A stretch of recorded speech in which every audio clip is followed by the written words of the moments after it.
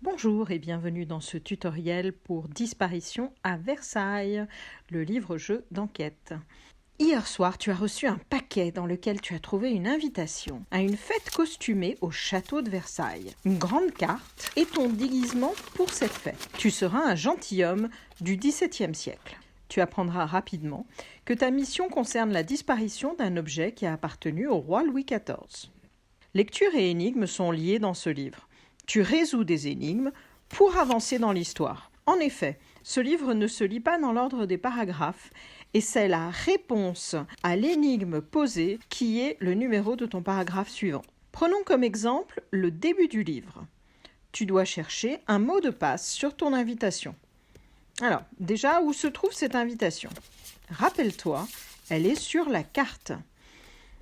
Maintenant, si tu regardes bien les lettres, est-ce que certaines sont différentes ?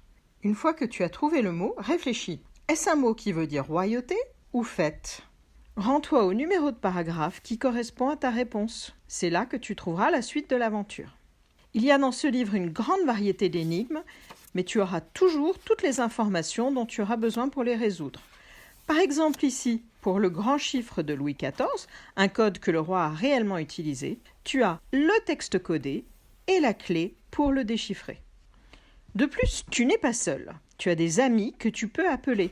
Ces informateurs ont chacun leur spécialité, alors choisis bien qui tu appelles, d'autant qu'ils ont des outils précieux à te donner. Tu les trouves ici sur cette page à la fin du livre. Découpe-les quand l'histoire te le demande et quand tu ne t'en sers pas, range-les dans l'enveloppe. Lorsque tu vois un texte dans ce cadre, prends la carte. C'est là que tu vas trouver le numéro de ton prochain paragraphe. Lis bien le texte pour savoir où tu te trouves, dans les jardins, dans le château, à quel étage. En partant de ce point, et en suivant et en réfléchissant bien à ce que te dit le texte, tu arriveras sur un autre numéro de paragraphe. À un moment de l'histoire, tu trouves un trousseau de clés. Pour l'utiliser sur la carte, c'est simple. Chaque clé a un porte-clés qui lui correspond. Retrouve le même symbole sur la carte, pose le porte-clés qui a ce symbole dessus et fais pivoter le trousseau en gardant le doigt sur le porte-clés. Lorsque l'extrémité de la clé touche le bas d'un drapeau, tu as trouvé là le numéro de ton prochain paragraphe. Si une énigme te pose vraiment problème, tu peux regarder la solution. Les pages solutions sont à la fin du livre et elles sont dans l'ordre des paragraphes.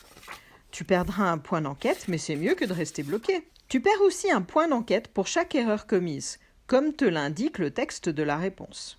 Viens cocher chaque point perdu sur cette page qui se trouve au dos de la page de Lady Calista. C'est comme ça que tu sauras, à la fin de la partie, quel enquêteur ou enquêtrice tu as été, et si tu as encore besoin de beaucoup t'entraîner ou pas. Le livre est organisé en 5 chapitres principaux. Tu reconnaîtras chaque fin de chapitre car tu verras ce cadre. À ce moment-là, tu peux prendre le carnet d'enquêteur pour le remplir. Ton carnet d'enquêteur se trouve à la fin du livre. Tu peux le découper, le remplir et l'utiliser comme marque-page.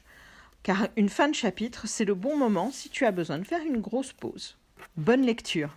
Nous espérons que tu auras autant de plaisir à découvrir cette histoire que nous avons eu à l'écrire.